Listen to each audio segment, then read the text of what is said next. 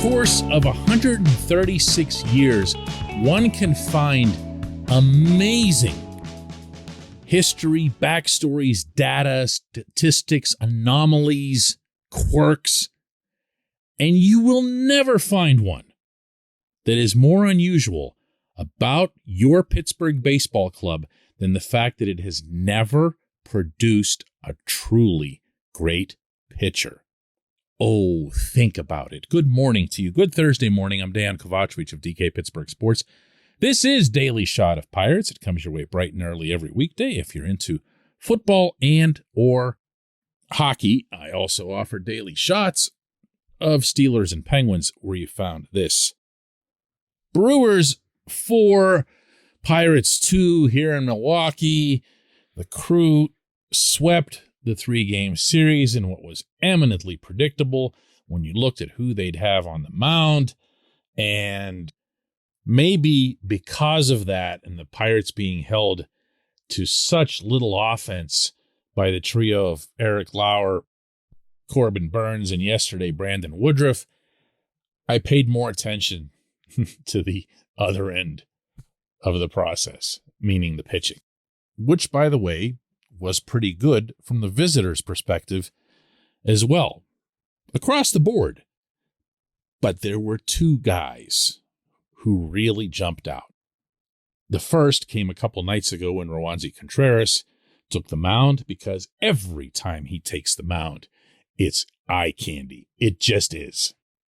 He's effortlessly putting the ball out at 98, 99 miles an hour. He's got wipeout off-speed stuff.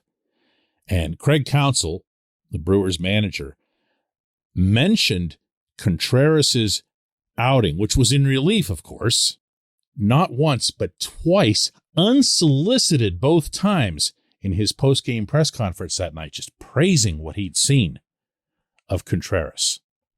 And then yesterday, Mitch Keller takes his turn, looking to bounce back from a couple starts where he really didn't get the results, 4 runs in each game, wasn't in command of his off-speed stuff, and seemingly kept trying to fix that rather than focusing on his own 100-mile-an-hour fastball. But for this game, just went and attacked the Brewers. Attacked. 18 out of 20 batters got a first pitch strike. 68% of his pitches were fastballs, way up from the 50% over his first 2 starts. And even though he gave up the Rowdy Tellez home run early on a pitch that really nobody should have been able to get a barrel on, it was inside, it was 96 miles an hour, and it was right where Andrew Knapp, the catcher, wanted it. Even with that, he visibly gained confidence. There was some of that strut, some of that swagger that I'd been describing for you from down in Bradenton. You know, like, he knows he can be a big deal now. He's got that big fastball. Well, he went out and used it, you know, and he really did. Listen to his response when I asked just how it felt to pitch that way. Yeah, it feels really good to finally get results, and it's been, since spring training, since I've gotten results. I mean, I feel like I've been throwing the same stuff, maybe a little bit different sequencing here today, more fastball heavy, but to finally get the results it's very relieving, and just finally got a good one. Now let's roll. That's not an accident. I can tell you, I spent a fair amount of time with Keller all week up there in Milwaukee, and he hadn't lost anything. He was just looking for a reward, I think, to show everyone else what he was feeling inside. And you know what? Good for him. Great for him. And where both pitchers are concerned, potentially, finally, someone great for the Pirates. This portion of Daily Shot of Pirates is brought to you by our friends at North Shore Tavern. That's directly across Federal Street from PNC Park. It's home of Steak on a Stone, an eating experience, underscoring the word experience. The steak is brought to you partially cooked on an 800-degree stone, and you do the rest.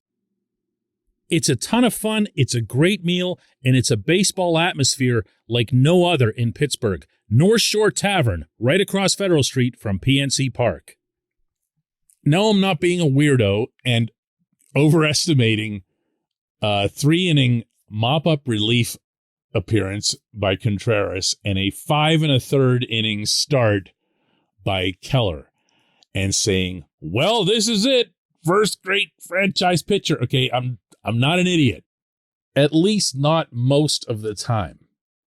But I do find it fun to project. I used to actually have this conversation with Garrett Cole once he finally arrived in Pittsburgh through the system. And once he'd begun having success that would make you think, hey, this kid could really be something special. Look, he can do all this too. He was throwing 100 miles an hour. He had dynamic off-speed stuff.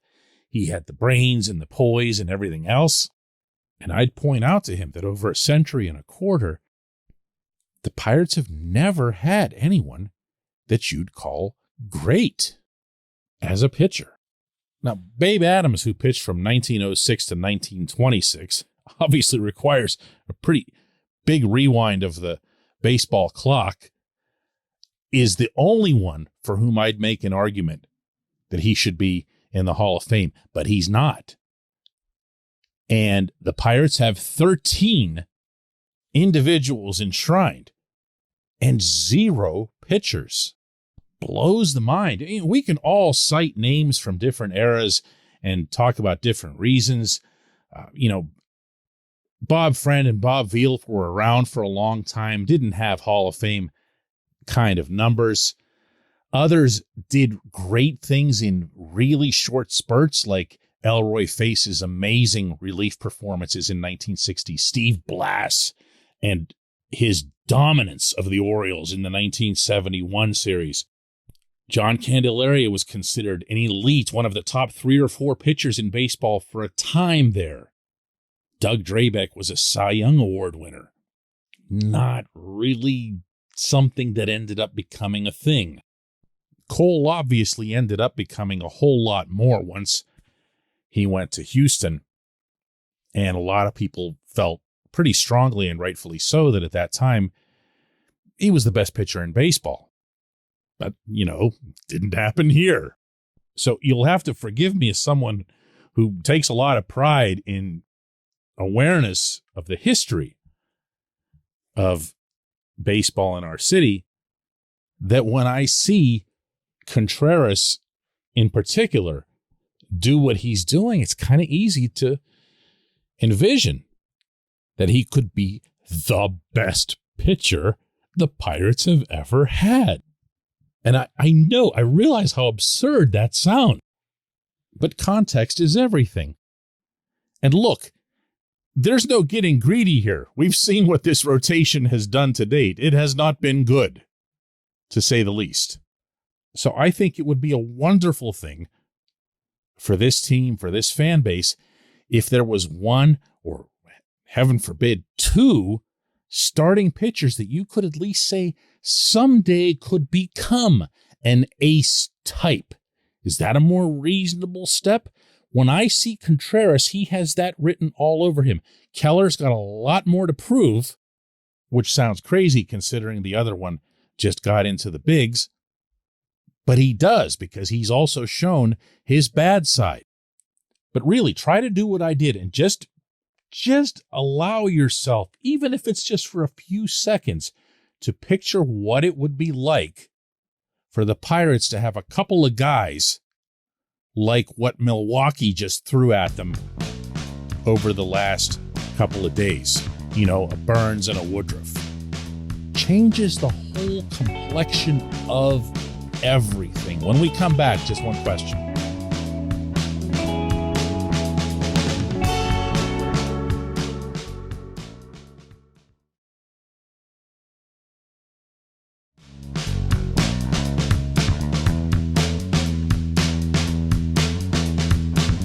Welcome back. Time for J1Q, and today's comes from Jay in Virginia. And glancing this over, I don't even see a question mark, but I'll take it anyway. Jay says, DK, with the locker rooms open, it's great to see you and Alex Stumpf back at the top of your craft again. Really enjoying the interviews and insights on DK Pittsburgh Sports. I didn't realize how much I was missing the past 2 seasons until these interviews and chats started again. Jay, I can tell you that there aren't 2 happier people in this town than Alex and I. Alex, of course, is our baseball beat writer, and he's now in Chicago for the Pirates series against the Cubs that opens tonight. I was just in Milwaukee, and we are both the big beneficiaries of Major League Baseball, the Major League Baseball Players Association, the Pirates, and all of the other 29 teams as well, for restoring reporters' access to clubhouses. Not something that every league has done yet. But for as much as baseball's traditionalism can bug a lot of us, myself included, in different ways, there's also a beauty to it. Baseball and reporters and day-to-day coverage have been part of the game since the very beginning.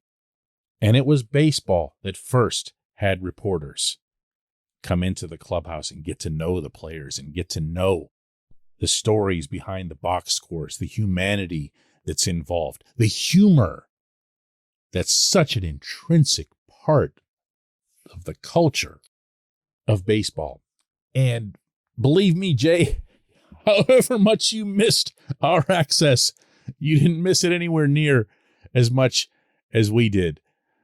I can tell you that between spring training and the opening series in St. Louis and the opening series in Pittsburgh against the Cubs, and now these 3 days in Milwaukee, I have come up with stories, with sound bites, with the human aspect, with the humor, with inside knowledge, with information that could only come from being there and from them seeing your face. I'm going to share a little anecdote with you here since you were kind enough to bring this up. And I'm not going to give you specifics, so don't take this as a tease or whatever. It's just as much as I can offer here. But a couple of days ago in Milwaukee, Derek Shelton wanted to explain to me a decision that he'd made. And a decision that wasn't particularly popular. And I'm not even going to say which one it was because it'll be going a little bit too far. But he saw me in the clubhouse. I was waiting for a specific player I was looking to interview. And he kind of walks over to a corner and he goes, DK, until I make eye contact. And he kind of motions with his head. Now, if I was like a relief pitcher or something, I'd be terrified in this moment because this is the way you get summoned, like to the manager's office for something serious. Well, this wasn't that. We went down the tunnel and up into the dugout, and this whole thing took no more than a couple minutes, but he gave some background on it, and he explained why he couldn't elaborate on this in public, but he wanted me to know for my background, not to make himself look better or to try to curry favor or whatever, because that actually wouldn't make sense. Otherwise, you'd want me to go running and printing it, right? Instead, just on a personal level, I think he just wanted to let me know that he hadn't been lobotomized or something, you know? He just wanted to say, hey, listen, this is how and why, okay? And to be honest with you, that's no different than the way I'd handle a similar situation if, let's say, that I had asked some embarrassingly incorrect question. And yes, it does happen, where I'll get somebody's name wrong or a situation wrong, and whoever it is, whether it's a manager or a head coach of another team in another sport, they'll just kind of tilt their head at you like, are you dumb? Really? How long you been doing this job? And I would want in that situation to find time and space to say, hey, I'm sorry about that question the other night. I kind of put you on a spot with something that was really, really dumb and misinformed and whatever, and I'll strive harder to not have it happen again. These are things that happen when you're right there. They make a difference in the coverage. It's not just the videos and the quotes and the explanation for how and why a home run got served up or a home run was hit by your side. It's about what it takes to really, really get to know your favorite team and the people who are within it. And man, Jay, I haven't been this happy about anything in quite a while. And I'm really looking forward to that access being restored in the other sports as well, so I can do the same kind of work on the Steelers and the Penguins. I really appreciate this question. I appreciate everybody listening to Daily Shot of Pirates. We'll do another one of these tomorrow.